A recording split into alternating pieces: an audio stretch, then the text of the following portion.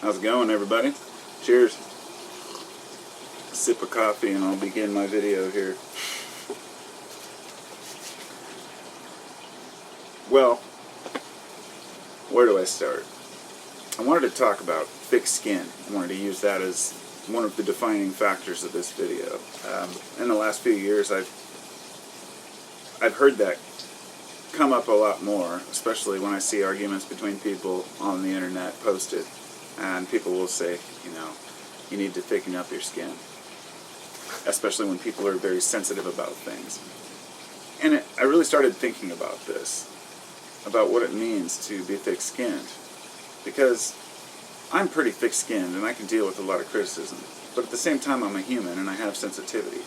And so what I started thinking was, at a point, if your skin becomes too thick, you become callous.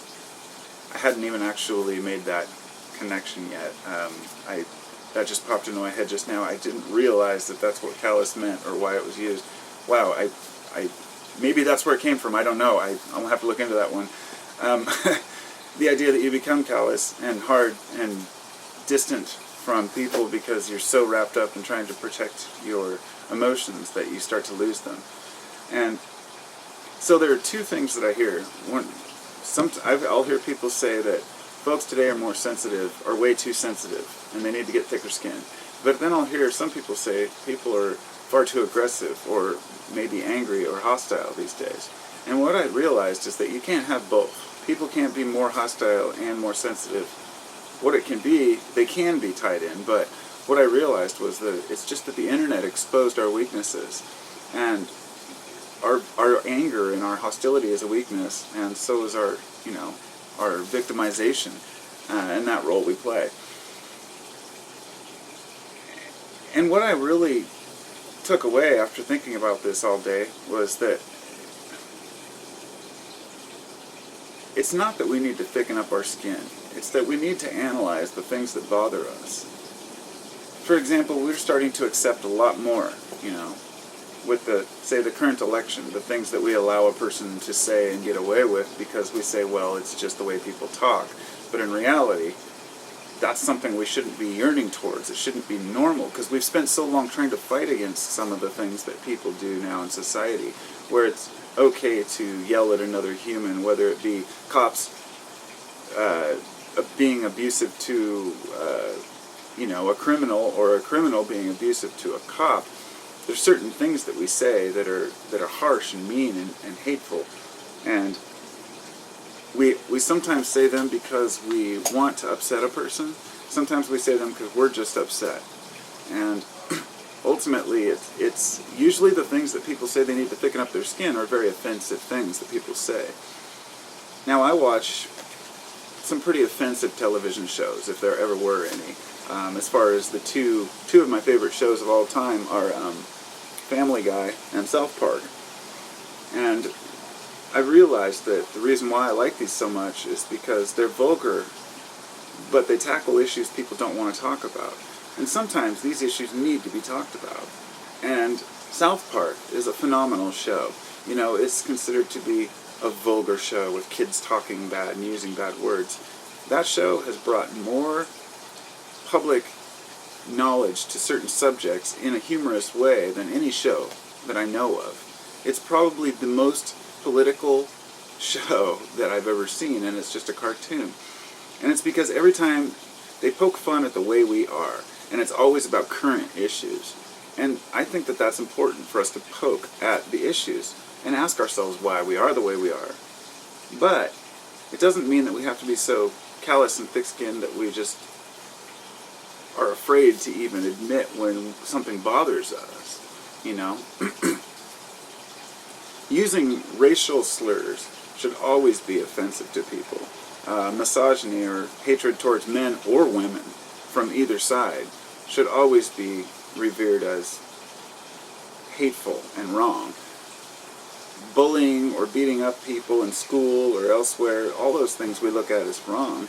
And there are all these values that we really do share. There are very few things that people will defend as far as violence.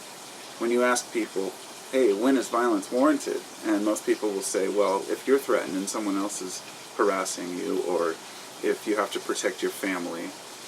And there are some people out there who just like to fight for the hell of it, and that's true too. But I think that's where we're at as a species. We've got to realize that that we all do have emotions, and that while we can't let our emotions rule our lives or dictate everything we do or be overly, wimpy about things, we also have to realize that some of those emotions are valid and they're strong. They're stronger than any reason you can have, which is the same reason why people will believe in God over science. It's a feeling that they have. Whether it's right or wrong doesn't matter. Well, that's how I feel about emotions, that they're important. They're an important part of who we are. And the more we separate from that, the less we really understand about what life is. I can laugh out loud at, when I'm watching funny shows. That's important to me. A person who can smile and laugh, that's a very important thing to me. I think that that's like part of what it means to be alive. But also a person who can watch something sad and cry about it without thinking men don't cry, or just being, too either drugged up or too resentful towards people to actually feel empathy for others. Whereas I also know that some people are sociopaths and it's not their fault, they don't have emotions. 1 to 2% of the population probably are sociopaths, and they have to pretend they have emotion. They become easier to pick out, once you discuss things with people.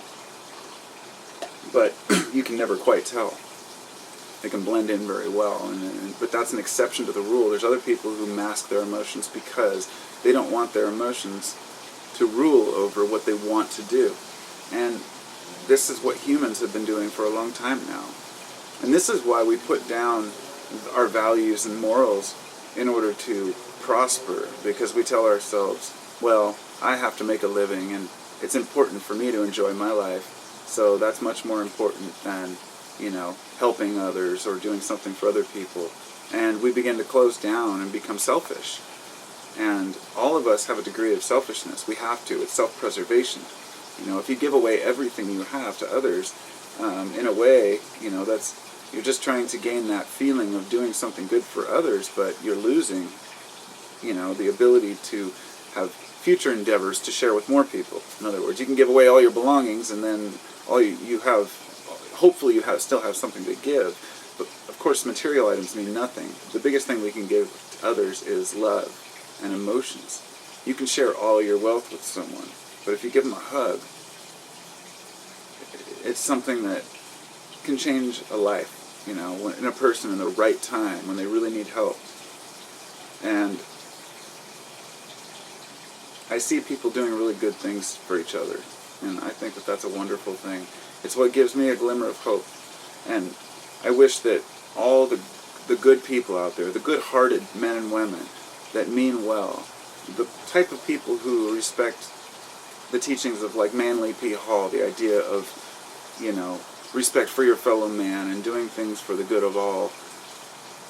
I wish we had a place where we could all go and live and function together, where we could put people as representatives who weren't affected or swayed by power or wealth because they'd already been through that in their mind and they understood what to look out for. We're not raised to watch out for our own greed.